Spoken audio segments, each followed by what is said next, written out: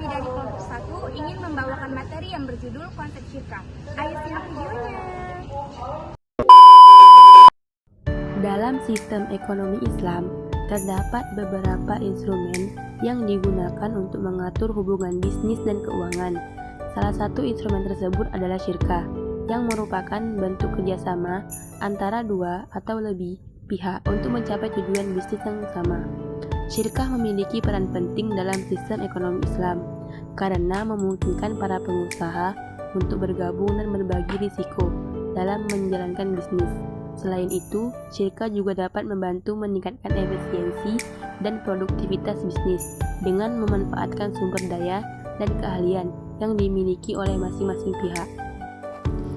Secara bahasa, kata syirkah berasal dari kata al-ihtilat, yang artinya percampuran dan persekutuan. Yang dimaksud dengan percampuran di sini adalah seseorang mencampurkan hartanya dengan harta orang lain, sehingga sulit untuk dibedakan.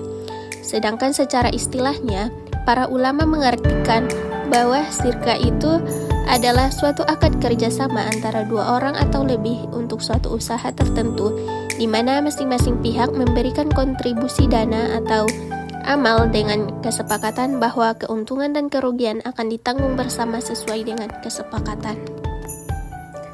Dasar hukum syirkah terdapat pada Quran Surah As-Sad ayat 24 yang berbunyi, A'udzubillahi minasyaitonirrajim. Bismillahirrahmanirrahim. Qala laqad zalamaku bisu'ali na'zatika ila ni'ajih wa inna kathiran minal khulata'i la yabghi ba'duhum ala ba'din illa alladhina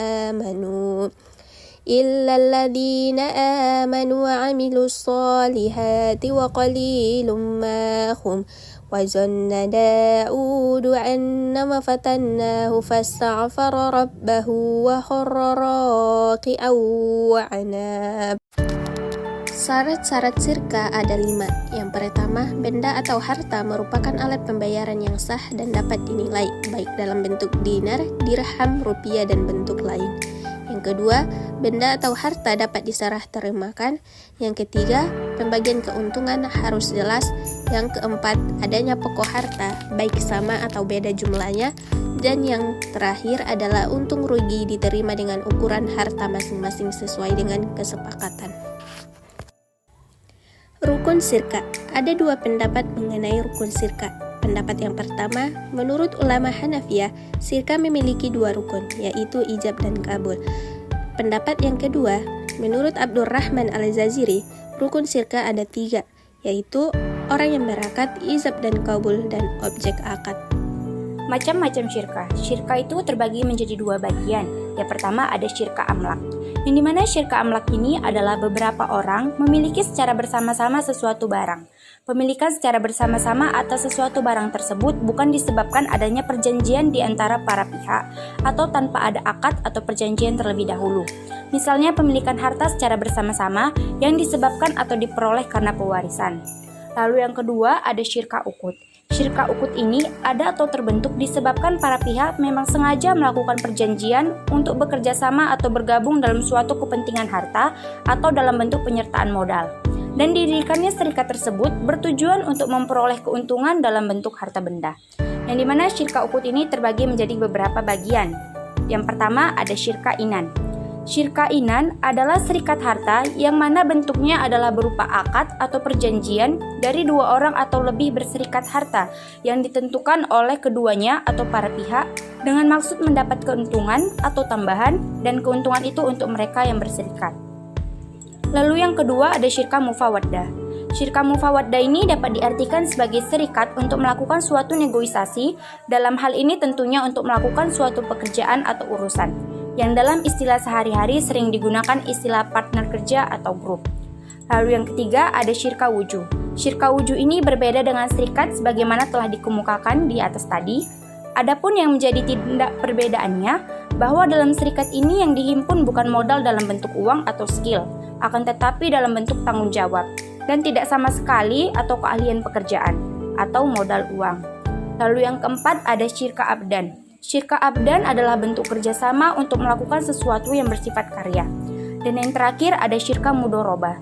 Syirka mudoroba adalah kerjasama usaha antara dua pihak, di mana pihak pertama sebagai sohibul mal atau penyedia modal, sedangkan pihak yang lainnya menjadi pengelola atau mudori. Implementasi syirka dalam lembaga keuangan syariah. Menurut Syafi'i Antonio dalam bukunya yang berjudul Bank Syariah Wacana Ulama dan Cendekiawan menjelaskan bahwa praktek musyarakah pada perbankan syariah banyak diterapkan dalam dua hal, yaitu pada pembiayaan proyek dan juga modal ventura, yang dimana pada pembiayaan proyek musyarakah biasanya diaplikasikan untuk pembiayaan proyek di mana nasabah dan bank sama-sama menyediakan dana untuk membiayai proyek tersebut. Setelah proyek itu selesai, nasabah mengembalikan dana tersebut bersama bagi hasil yang telah disepakati. Lalu yang kedua terhadap modal ventura. Pada bank-bank yang dibolehkan melakukan investasi dalam kepemilikan perusahaan, penanaman modal dilakukan untuk jangka waktu tertentu. Dan setelah itu, bank melakukan divestasi baik secara singkat maupun bertahap. Kesimpulan dari syirka yaitu, syirka adalah instrumen penting dalam sistem ekonomi Islam yang memungkinkan para pengusaha untuk bergabung dan berbagi risiko dalam menjalankan bisnis. Dengan memahami pengertian syirka, rukun dan syarat syirka, serta macam-macam syirka, kita dapat mengaplikasikan syirka dalam lembaga keuangan untuk meningkatkan efisiensi dan produktivitas bisnis. Syirka dapat menjadi salah satu ekonomi Islam untuk meningkatkan efisiensi dan produktivitas bisnis, serta memungkinkan para pengusaha untuk berbagi risiko dan keuntungan.